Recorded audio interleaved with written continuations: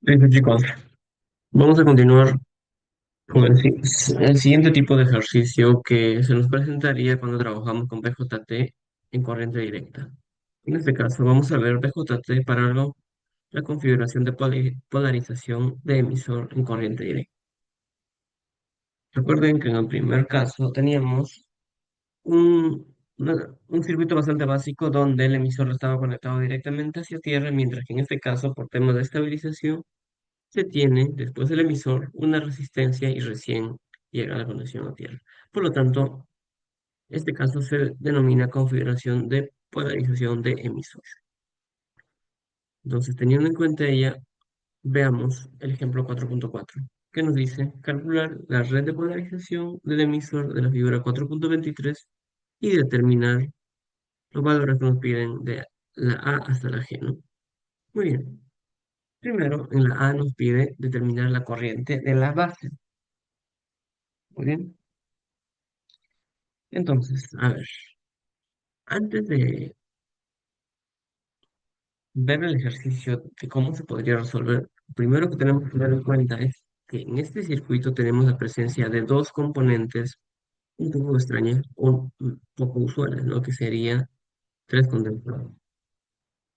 Esto no es motivo para asustarse o para que pueda alterar el ejercicio, porque si nos recordamos sobre la teoría de condensadores, se tiene lo siguiente. Recordar que los condensadores o capacitores funcionan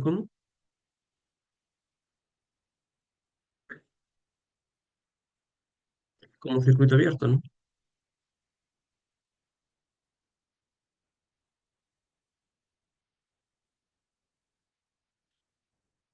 Para corriente directa. Es decir, cuando tu señal es estable, el condensador simplemente se abre, es decir, corta el circuito.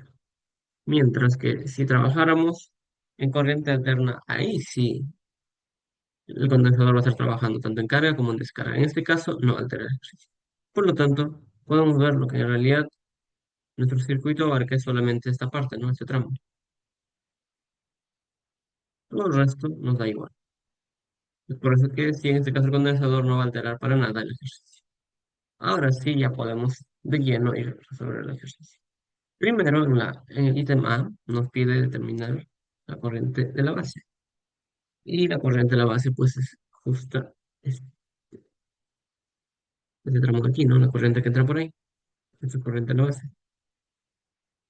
Entonces lo más lógico es obviamente hacer una malla que involucre la corriente de la base, la cual podría ser que viene de la fuente de alimentación y pues acaba en tierra. Esa sería malla uno. Entonces, de malla uno, ¿qué se tiene? Menos 20 voltios, que es la fuente de alimentación, más 430 kiloohmios por la corriente de la base, ¿no? Dado que el lazo que viene desde la fuente de alimentación VI, pues, como circuito abierto, entonces la corriente que pasa por, o que entra a la base del transistor es lo mismo que la corriente que pasa por la resistencia 430K, ¿no? Sería más voltaje base emisor, que es este de aquí, voltaje base emisor, más un kilo ohmio por corriente del emisor, ¿no? En este caso, podemos ver que el emisor del transistor ya no va directo hacia tierra, ¿no? Sino hay otra resistencia que interfiere entre la tierra y el transistor. Aquí podrán ver, si bien queremos hallar corriente de la base, hay una variable más que no conocemos. Voltaje base emisor sabemos que es 0.7 voltios por defecto, si es que no nos dice el fabricante cuál es el valor, ¿no? Entonces sería 0.7 voltios. Pero lo que no tenemos es la corriente del emisor. Y tenemos una sola ecuación para resolver este caso. Entonces, en este caso, tenemos que recordar teoría y también con ello recordar algunas relacionar, ¿no? Por ejemplo, teníamos la corriente del colector, que era el factor beta por corriente de la base, pero esto no nos sirve. A esto se le adicionaba otra relación que nos decía que la corriente del emisor era factor beta por la corriente de la base por factor beta más uno, ¿no? Y a esto también se le adicionaba que corriente del colector era aproximadamente igual a corriente del emisor. Una aproximación que se demuestra a través de las relaciones anteriores. Teniendo en cuenta ello, ya podemos utilizar lo que más nos sirva, ¿no? En este caso, lo que nos sirve es esto, justamente. Relacionar la corriente del emisor con la corriente de la base para tener al final una sola variable. Entonces, reemplazando, ¿qué se tiene?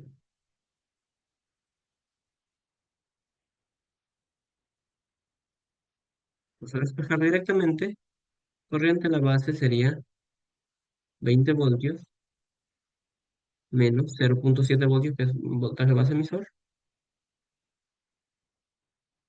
entre la factorización de corriente de la base con esa corriente del emisor, ¿no? Entonces, si reemplazamos, ¿cómo nos quedaría al final? Sería 430K, que es la resistencia que está aquí, más corriente del emisor, pero en función de corriente de la base sería factor beta más uno, ¿verdad? Por un K. Entonces sería un K por factor beta más uno. En este caso, beta nos dice que es 50, 50 más uno. Listo. Eso sería. Ahora sí, ya podemos tener el valor de corriente de la base, ¿no? Entonces, finalmente, corriente de la base nos daría, operando esto con la calculadora, nos da finalmente 40,12 microamperios. Microamperios. Listo, chicos. Ítem A resuelto. Vamos con ítem B. ¿Qué nos pide? Corriente del colector. Pero esto ya lo llamo directamente, pues, porque tenemos las relaciones anteriores. Como ya tenemos corriente en la base, con la primera relación encontramos la corriente del colector. Corriente del colector entonces sería factor beta, que es 50, por corriente en la base, que es 40,12 por 10 a la menos 6, ¿no? Finalmente, corriente del colector, ¿cuánto sería? 50 por 40,12 por 10 a la menos 6 es 2,006 miliamperios.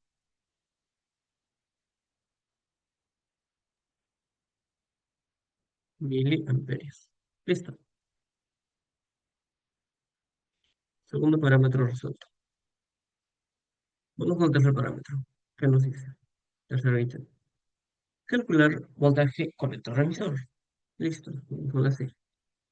Voltaje colector emisor está claramente aquí, ¿no? Entre el terminal colector y emisor. Por lo tanto, ahora lo que tenemos que hacer es cambiar de lazo, porque ya no nos sirve la malla uno que habíamos hecho. Vamos con la malla 2, que sería justamente este de aquí. Malla 2. Listo. Entonces, de malla 2 y aplicando Kirchhoff, sería lo siguiente. Menos 20 voltios más 2 kiloohmios por corriente del colector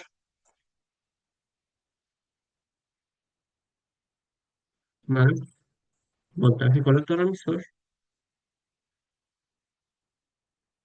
más eh, un K por corriente del emisor, ¿no? Que ya lo conocemos por cierto. Esto es igual a cero. Listo.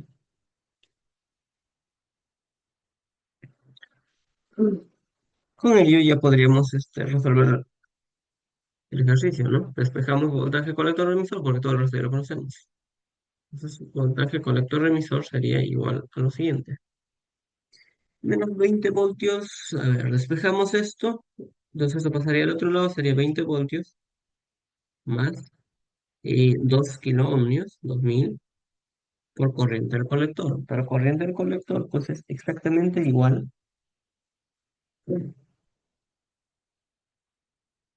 corriente del emisor, ¿no? Que habíamos hecho esta aproximación. Por aquí, corriente colector es exactamente igual a corriente del emisor.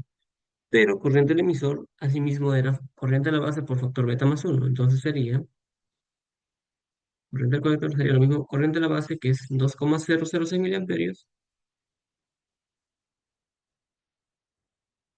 miliamperios por 10 a la menos 3 por factor beta más uno por 51, más eh, un K por corriente del emisor, que es lo mismo, ¿no?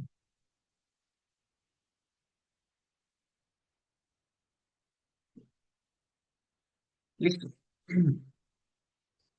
Corriente del emisor, que ya lo habíamos hallado también creo, por aquí. A ver. Ujú. 2,006 miliamperes. Listo.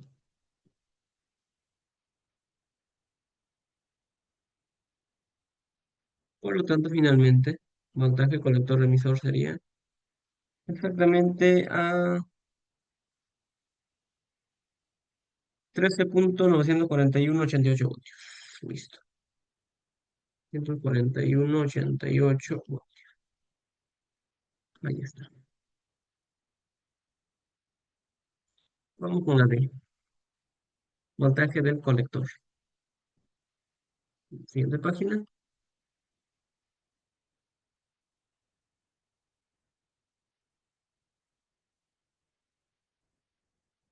Voltaje del colector. ¿Cómo determinamos el voltaje del colector? Y eso es un detalle, ¿no? Porque voltaje del colector es la evaluación del voltaje en un punto. Y usualmente lo que hacemos es diferencia potencial, pero en este caso nos piden un punto específico.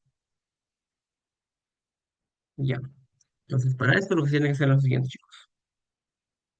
A ver, sabemos que voltaje colector emisor es igual a voltaje colector menos voltaje emisor, ¿correcto? Lo que nos pide es voltaje colector. Entonces, voltaje colector será voltaje colector emisor, que ya lo conocemos, más voltaje emisor. Voltaje emisor. Entonces, voltaje colector emisor lo acabamos de hallar, que salía 13 punto algo. 13,941,88.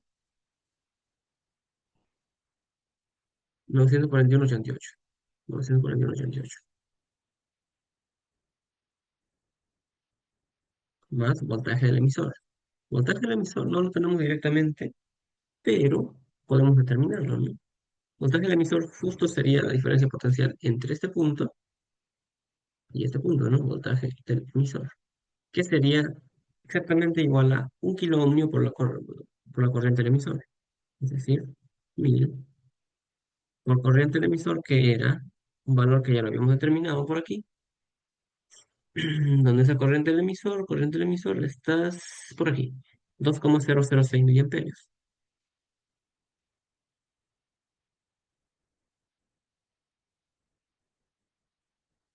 Listo. Entonces, voltaje del colector simplemente sería 15,988 voltios. Cuarto parámetro determinado. Listo, chicos. El ejercicio es así, bastante sencillo. Seguir procedimientos similares para todo tipo de ejercicios. Entiendes el principio y todo el resto sale por defecto, ¿no? ¿Qué más? Voltaje del emisor. Vamos con el voltaje del emisor con ahí. Otra vez, ¿no? Similar hacemos. Voltaje base emisor. Justamente nos da la relación de voltaje a la base menos voltaje al emisor, ¿no? Voltaje al emisor justo acabamos de hallarlo, entonces con ello es posible hallar voltaje colector. Perdón, voltaje de la base, ¿no? Voltaje de la base sería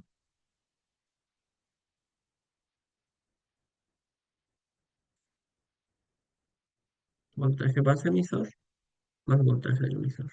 Listo, entonces el voltaje de la base sería voltaje base emisor. Sabemos que por defecto va a ser ¿cuánto? 0,7 voltios, ¿no? Voltaje base emisor, por defecto, en este caso como estamos trabajando en polarización directa, va a ser 0,7 voltios. Entonces, 0,7 voltios menos voltaje del emisor, perdón, más, ¿no? Voltaje del emisor que era 1K, que es 1000 por 2,006 miliamperios. Finalmente, tenemos voltaje a la base igual a 2,74 miliamperios. Perdón, voltios, 2,74 voltios. Listo. Y hemos determinado el voltaje de la base. A ver, voltaje a la base, era la F. Bueno, ahora nos faltaría voltaje al emisor. Pero el voltaje al emisor ya lo hemos hallado. Voltaje al emisor simplemente es 2,006 miliamperios por 1 kilo ohms, ¿no? ¿Esto cuánto sería finalmente? Un K con miliamperios se va, ¿no? Sería 2,006 voltios, ¿no?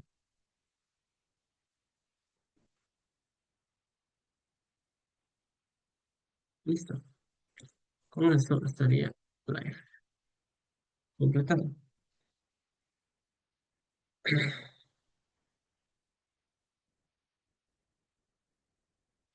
Vamos con la siguiente, que es la última, que es G. Voltaje base colector. Listo.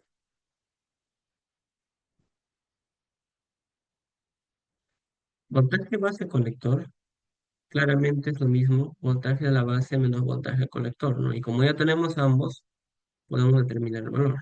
Voltaje base colector es voltaje de la base que nos salió 2,74 voltios menos voltaje del colector que nos salió 15,988 voltios, ¿no?